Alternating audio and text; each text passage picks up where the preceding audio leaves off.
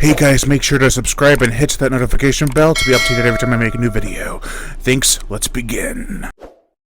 Trash, treasure, or just tragic.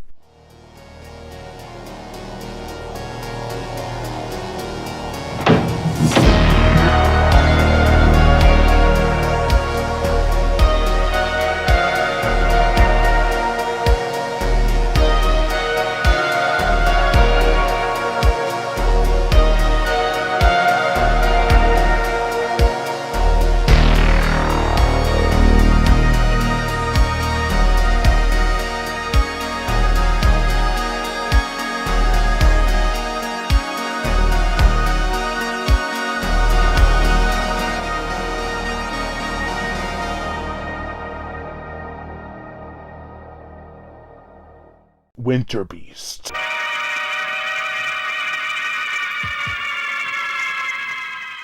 This is the 1992 shot-on-video horror film, I guess, that started production in the mid-80s and it took a long time to complete. The plot. An ancient Indian creature is waiting to be reborn. There are totems going around killing people in your lodge, and the park rangers must try and stop this homegrown horror. That's right. This is the final installment in the Homegrown Horror Set Volume 1. Now, I already reviewed Fatal Exam and Beyond Dream's Door, and Volume 2 of Homegrown Horrors is being released. Winterbeast is a disjointed yet sometimes well-done little horror flick. The editing and story structure are all over the place. Continuity has no bounds, and things just happen without too much relevance.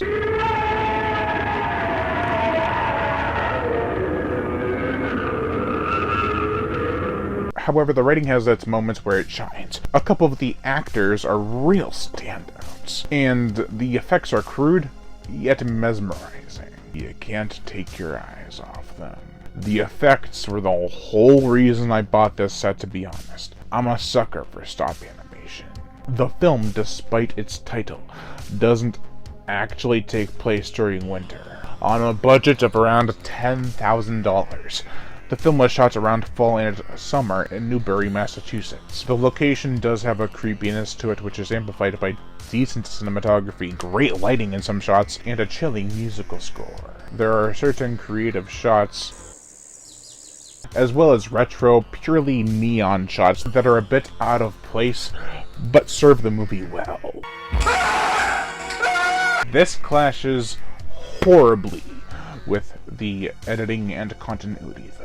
Years will separate between shots where the characters have aged, but the scene hasn't. Editing-wise, it kind of has a decent pace, but it doesn't have any real good flow. But instead it transitions at the wrong times. Night will be day, and day will be night. Filters will be used. And the editing and continuity failed in that department. Also, the movie starts out one way, with the story to tell, but then kind of tumbles around and trying to find its footing. Eventually, it does remember the story, and it wraps up without any audio from the characters. At least, none that I could hear. The whole last act is just footage with music overlaid. For the characters, we have Sergeant Bill Whitman, played by Tim R. Morgan. He's a good guy who takes the job kind of seriously.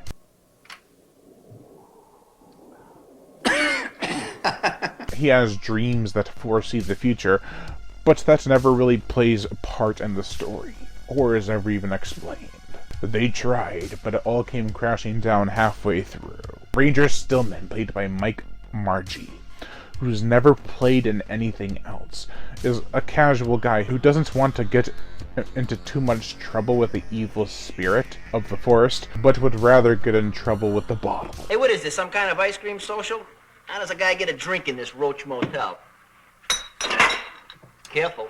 He's not a bad dude, just a bit of a party animal, with a sense of humor. Margie really does have good acting chops. He feels natural, and doesn't oversell his performance like so many others who have played comedic reliefs have. Charlie Perkins, played by Charles Majka, I think, is the token Native American Indian who, through the gap between his teeth, voices his concerns and believes the legend. Now that is absolutely incredible. Ranger Bradford, played by Lisa Breer, is worried about the legends and wants to stay clear of the mountains and the evil that resides on them. She's concerned for her safety and the safety of others.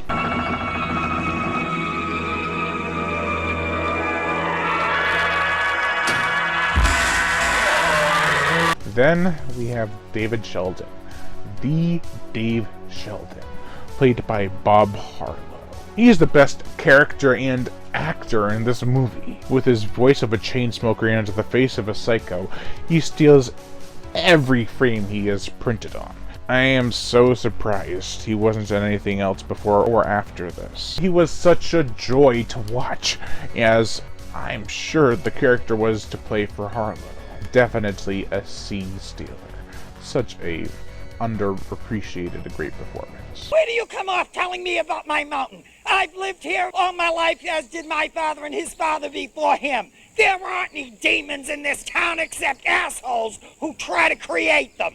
The late Christopher Thies directed this feature film that barely makes it to feature length, running at only 77 minutes. It's got a decent pace to it. Some scenes do drag on a bit too long, but I feel the film has a lot of heart and dedication in it, and that shows on screen. Speaking of what else shows on screen, the gore, the effects. We get a couple, or one, skeletal skull on a spine bursting through some guy's chest, which was from the band Dawkins' music video, Burning Like a Flame. Cheap yet badass. We also get a body bloodlessly smacked into the side of a house, a decapitation, a clawed neck, and a wax figure standing in for a burning guy. The stop animation is crude, but has a charm to it, much like the rest of this crazy movie. For the monsters, we get Groot-alike, hashtag not my alien, Stale Squatch, Bile Vulture, and the Winterbeast Feast for the Eyes.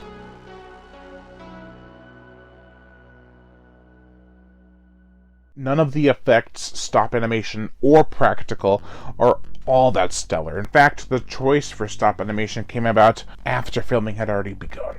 They were opting for just a man in a suit. I'm glad they didn't go with that route, though. The stop animation is the only reason to keep watching this trashy treasure.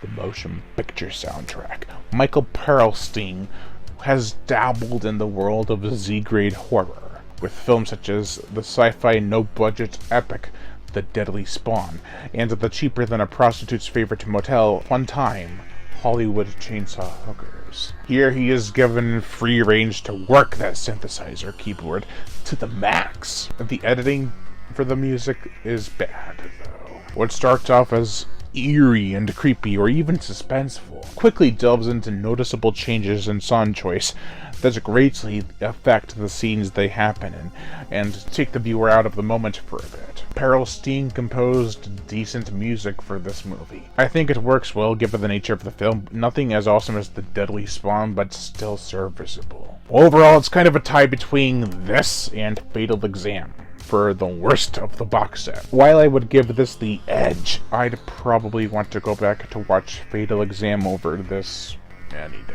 Not so much for watching, but background noise. There's a much more cohesive story in Fatal Exam, and despite it being dull, it has a consistent charm to it. Winterbeast is too random and all over the place. It's got a couple of fun performances and neat effects. However, even though the Fatal Exam is like 40 minutes longer, I just like an more easy to follow story. That is not to say I don't like complex stories. However, when your movie is trying to be complex and simple and juggles the two poorly, well, you're going to have a bad time. Well, overall, I give Winterbeast a 1 out of 5. That's gonna do it for this box set and my reviews for the films featured within. All 3 films have been reviewed, and I can't wait to get into Volume 2. This was a lot of fun to look at and see through how much it's just a crazy world out there, how people actually were able to make these things, get them on video, and, yeah, eventually Blu-ray. Thank you all for watching, and I am Brian Gatto, the Horror Shark. Make sure to like, comment on, as well as share this video. Like my Facebook fan page and support me on Patreon, where even $1 a month will help keep this channel going on strong, and I greatly appreciate it. Plus, you get access to body counts and other music videos that you can't get on YouTube, as well as access to early videos. Monetary support, if you want to support the channel through PayPal, it's horrorshow37@gmail.com. I greatly appreciate that too. But if you don't want to spend any money, just hit that notification bell to be notified every time I make a new video. And as always, subscribe.